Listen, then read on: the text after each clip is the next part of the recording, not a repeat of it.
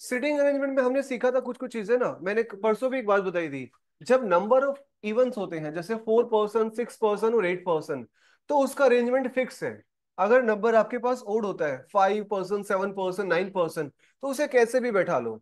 ये बात और एक बोली साथ में बताया था कि भाई जब person inside the circle face कर रहे होते हैं उसका क्या फर्क होता है, और जब आउटसाइड द सर्कल फेस कर रहे होते हैं तो उसका क्या फर्क होता है। ठीक है, उनका राइट और लेफ्ट बदल जाएगा, अपने हिसाब से मान लेते हैं उसको। ठीक है, मैंने बेसिक बात कर ली थी, अब क्वेश्चन पे चलते हैं। फर्स्ट क्वेश्चन है भाई, जब कितने पर्सन इसमें, टोटल है 7 पर्सन ना, जी तक का नाम लिखा है, 7 पर्सन काउंट भी कर सकते हैं। They are sitting around a circular table facing the centre. सारे लोग किसको फेस कर रहे हैं, सेंटर को फेस कर हाँ जी, बात बंद कर दो। ठीक है, सारे फेस करे किसको, सेंटर को। तो आपने क्या करना है, एक सर्कल बनाना है, और इस सर्कल में 7 पर्सन को कैसे भी रिप्रेजेंट कर सकते हो, 1 2 3 4 5 6 और 7, but not necessarily in the same order. Obviously order में दिया होता तो पूछते क्यों। अब क्या क्या चीजें हैं, क्या करते हैं सिटिंग अरेंजमेंट में, जिसकी बातें थोड़ी ज्यादा दे रखी हो और बातें भी पॉजिटिव वाली। नेगेटिव वाली कौन सी बात होती है, अगर ऐसे बोल दे A is not sitting beside B, A is not a neighbour of B, तो ये पॉजिटिव तो नहीं हुआ, स्टेटमेंट क्या हुआ, नेगेटिव। तो हम पॉजिटिव वाले को देखते हैं ज्यादा, जिसकी बात थोड़ी ज्यादा कर रखी हो। देख लो किसकी बात थोड़ी ज्यादा कर रखी है, ए एफ है, सी है, फिर जी है, फिर सी है, फिर ई है, फिर डी है। तो सी हमें 2 बार दिखा, एफ भी 2 बार दिखा। तो आप देख लो किसी से स्टार्ट करो, ए सिटिंग, सी वाला स्टेटमेंट ले ले। ठीक है, यहां से देखते हैं, इमीडिएट लेफ्ट ऑफ सी, यहां कहीं सी को मान लेते हैं, सब लोग फेस किसको कर रहे हैं, इनसाइड द सर्कल। इसको सी मान लिया, इसका इमीडिएट लेफ्ट क्या होगा, जस्ट उस साइड में हो जाएगा। इसमें किसको बैठाना है यहाँ पे, एफ इज ना, A is sitting immediate right of F and, अभी ध्यान रखो एंड किसके लिए यूज किया गया, एंड किसके लिए यूज करता है, ए के लिए। ये बात किसने करी, ए कहीं बैठा हुआ है, कहां बैठा हुआ है, sitting immediate right of F. A को बैठाना है राइट ऑफ एफ, जहां भी एफ होगा उसके राइट में बैठाना है। एंड एंड मतलब उसी की बात वापस चल रही है, एंड इमीडिएट लेफ्ट ऑफ सी। ये इमीडिएट लेफ्ट ऑफ सी बैठा हुआ है, कौन बैठा हुआ है, ए। तो कॉन्सेप्ट सिर्फ इतना सा आया कि आपको एंड का मतलब पता होना चाहिए, एंड मतलब इनिशियल पर्सन की बात हो रही है। अब इस ए के साथ साथ बोला है A is sitting immediate right of F, ये पर्सन किसी के राइट में बैठा हुआ है, तो एफ यहां पे रहा होगा, भाई इनसाइड द सर्कल फेस कर रहा है, यही पर्सन होगा, इसका राइट में आपके पास क्या आ जाएगा, ए आ जाएगा। इसके बाद देख लो, G is sitting immediate right of C.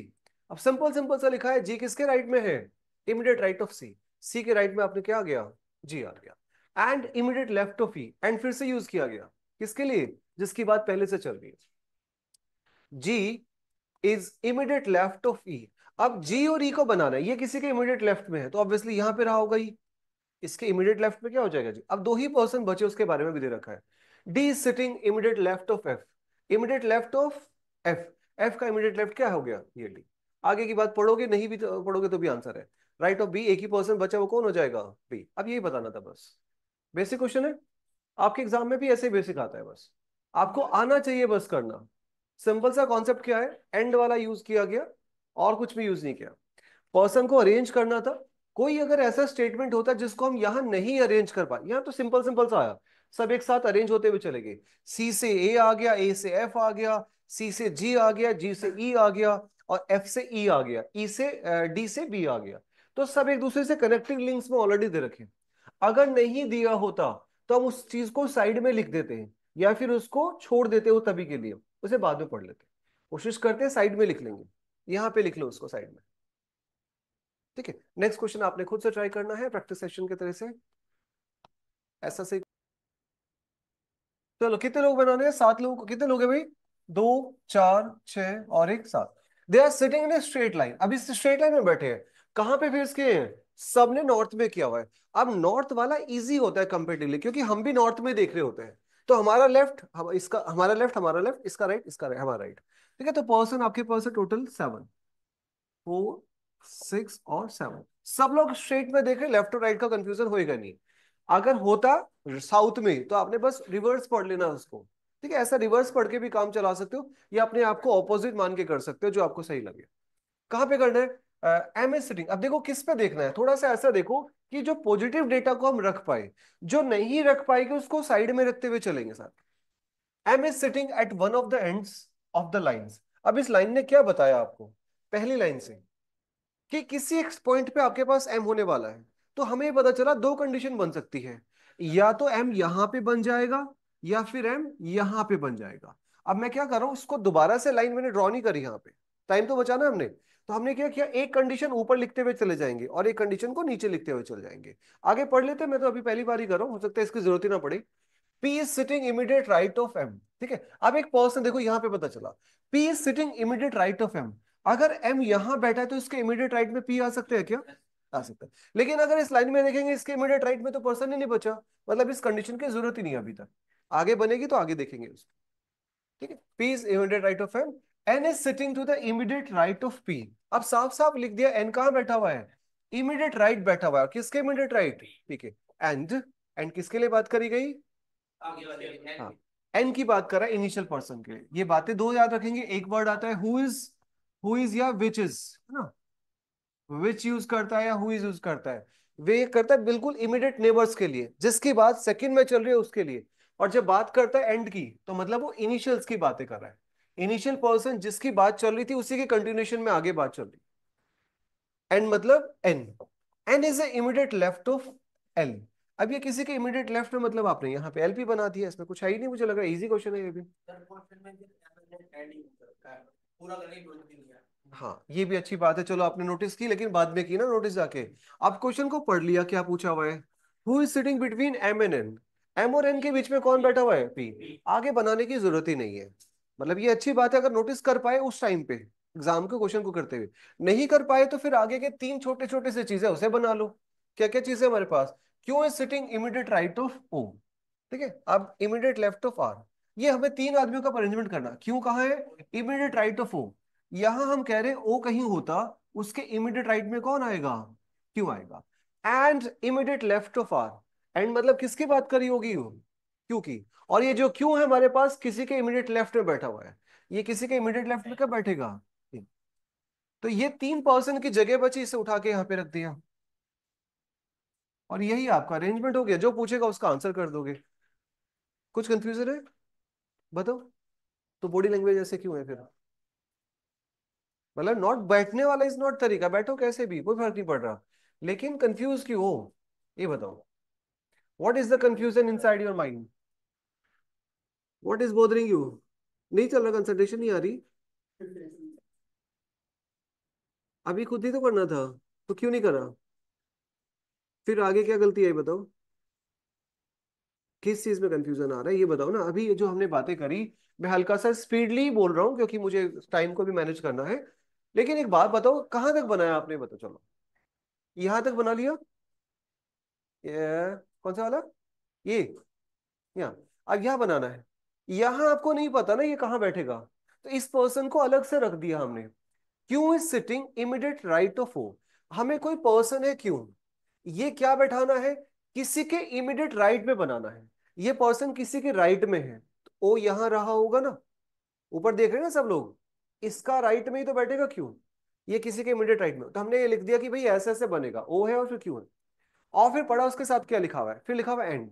And होता है जिसकी बात चल रही है उसी के लिए, तो इसको क्या पढ़ लेंगे यहां से, क्यों पढ़ लेंगे। And Q is immediate left of R, यही पर्सन किसी के लेफ्ट में भी है।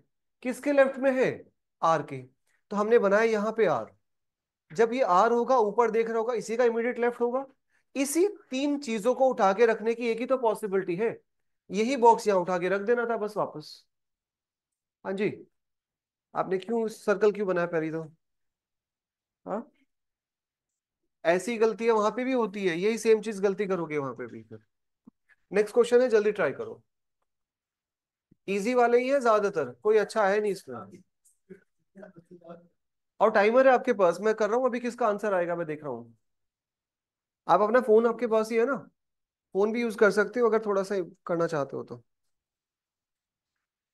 टाइमर चल रहा है भाई, देखते हैं कितने में आएगा आंसर। पी आ रहा है, पी आ रहा है ना? हाँ, हाँ पी आ रहा है, पी है। हाँ जी, प्रखर जी, क्या कंफ्यूजन है?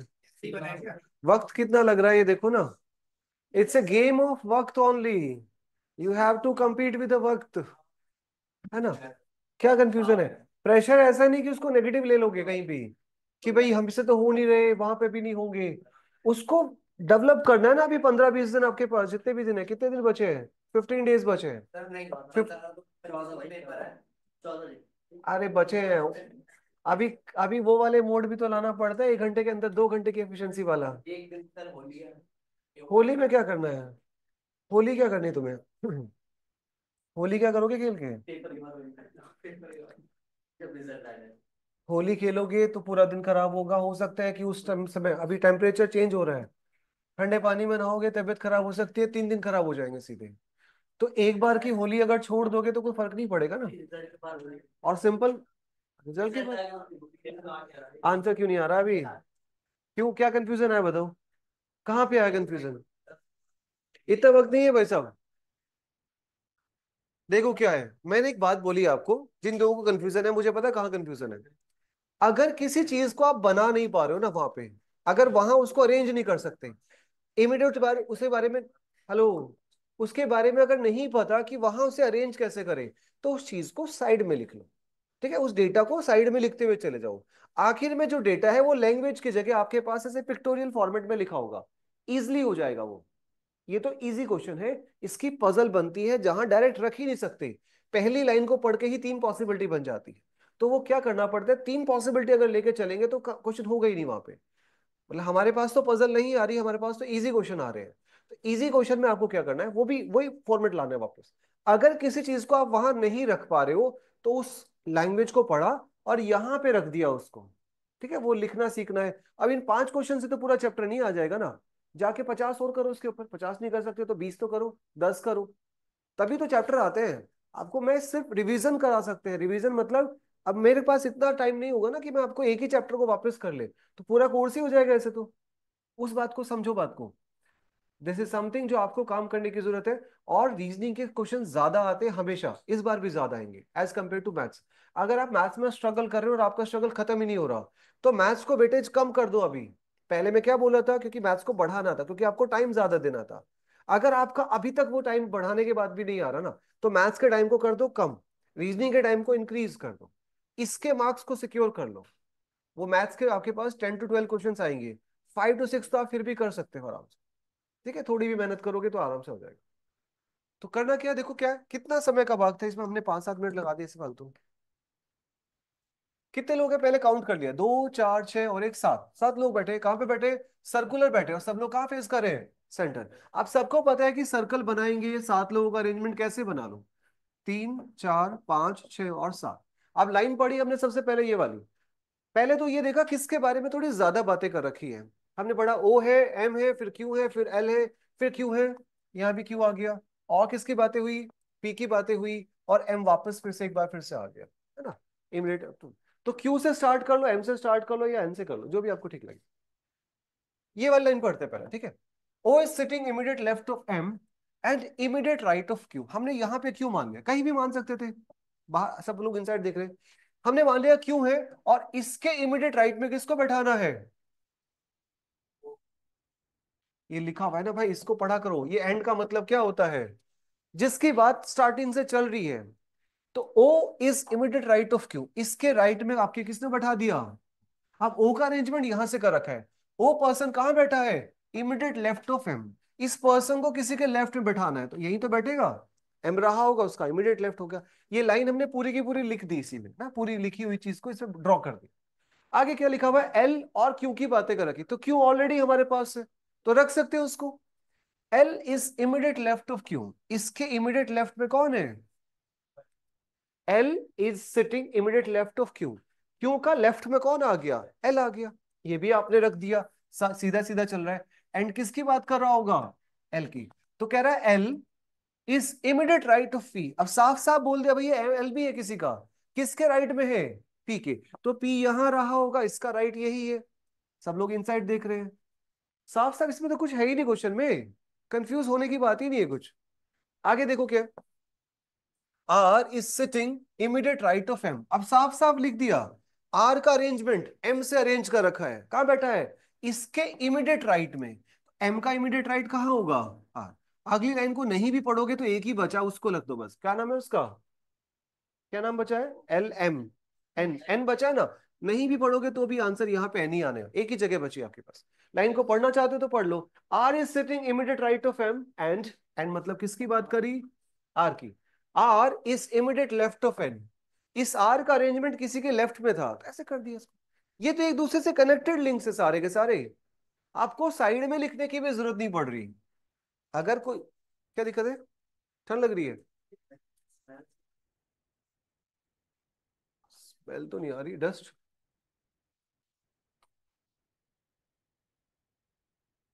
पता नहीं यार। सिंपल सिंपल सा कॉन्सेप्ट है, ऐसे बहुत ज्यादा डिफिकल्ट इसमें कुछ है नहीं। क्वेश्चन अगर डिफिकल्ट होगा तो प्लीज आपको पता चलेगा। अभी लगा किसी को कंफ्यूजन? तो एक और कर दो फिर इसी बात पे। और वक्त के साथ करना है इसको। अरे भैया, कर लें तो हमें भी। चलो। 7 पर्सन है, स्ट्रेट लाइन में बैठे हैं सब लोग, सब नॉर्थ में देख रहे हैं, इजी है।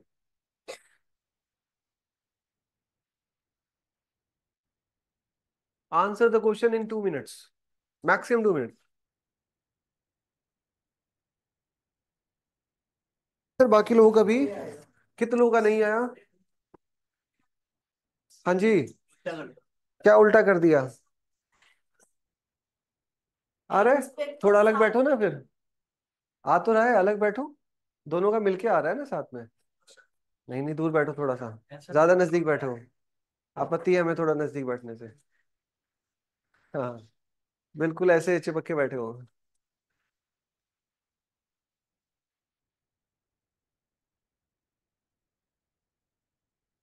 जिस चीज को आप यहाँ पे रख पाए तो उसे रख दो, नहीं रख पाए तो साइड में रख दो डेटा को, और फिर बाद में उठा के रख दो। ये चल नहीं रहा ना अभी?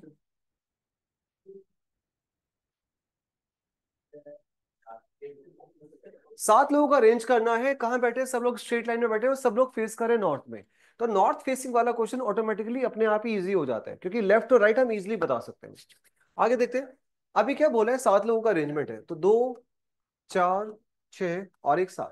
अभी बोला G and C are sitting at the end of the line but not necessarily in the same order. तो इसका मतलब ये हुआ कि पहली लाइन से 2 ऑप्शन बन जाते हैं। हो सकता है यहाँ पे जी बैठा हो और यहाँ पे सी बैठा हो। और दूसरी क्या बात बन जाती है, इधर जी बैठा हो इधर सी बैठा हो। दोनों ऑप्शन बन गए। हम इसको लेके चलेंगे साथ साथ, है ना? अब आगे देखते हैं। कोई एक कैंसिल हो जाएगा कहीं ना कहीं जाके। आगे देखते हैं हमारे पास, F is sitting immediate right of G. पहली लाइन से ही हो गया यार। F is sitting immediate right of G. G के इमीडिएट राइट में यही बैठ सकते हैं पर्सन। किसको बैठाना है? एफ को। यहां तो पॉसिबिलिटी नहीं बनी, तो ये तो हट ही गया आप ऑटोमेटिकली। आगे देखते हैं कौन है हमारे पास। F is sitting immediate right of G and फिर किसके लिए यूज किया गया? जिसकी बात चल रही थी। तो F is the immediate left of D. F किसी के इमीडिएट लेफ्ट में भी है, तो बेसिकली डी यहां रहा होगा, इसके इमीडिएट लेफ्ट में आपने एफ को बना दिया। E is sitting immediate right of D. अब साफ साफ लिखा है इसमें तो, ई का अरेंजमेंट जो है इमीडिएट राइट में है किसके? डी में। आगे क्या है? A is sitting second to the right of E. Second to the right कौन हो गया हमारे पास? ए हो गया। अब एक ही पर्सन बचा, उसको रख दो। क्या नाम है उसका? बी। बस यही अरेंज हो गया। जो पूछा जाए उसका आंसर कर दो। हाँ। Who is sitting between B and C? Answer is, अब ये ध्यान रखेंगे बस इसमें, कई बार यहाँ कंफ्यूज होते हैं हम, है ना? क्योंकि ये भी एबीसीडी दे रखे हैं और ये भी आपके पास ऐसे दे रखे हैं। तो ऐसा मत कंफ्यूज होना, कई बार होता है जब हम उसमें करते हैं ना ओएमआर में। अभी तो ओएमआर नहीं है आपके पास, ओएमआर में बहुत कंफ्यूजन आता है इस बात का। हमें पता है आंसर हमारे पास ही है, बट उसे आंसर करते हुए हम गलत लगा देंगे, ऑप्शन नहीं मान लेते कई बार, है ना? ऑनलाइन में भी कर सकते हो गलती। समझे क्या करूं? आपको पता है आंसर ए आ गया, तो माइंड में तो तब तुरंत ए चल रहा है ना, तो ऑप्शन ए माइंड में आ जाता है वो, और जब उसे मार्क कर रहे होते तो ए लगा दो। हाँ, प्रेशर है वो सब चीज का खेल। आपकी कामनेस इतनी बचेगी नहीं वहां पे। नेक्स्ट क्वेश्चन पे चलते हैं। This is also last question है सेटिंग अरेंजमेंट का, फिर आगे चलेंगे। थोड़ा सा स्लो चल रहे हैं भाई हम, स्पीड बढ़ानी पड़ेगी। हाँ। अच्छा, 2 से 4 है, 4 से 6 क्लास है, बीच में ब्रेक नहीं है आपका? ब्रेक ले लेना। हाँ, स्टडी मोड। अरे फायदा थोड़ी ना उसका। मैं नहीं दूंगा ब्रेक, सेकंड वाली क्लास में लेना।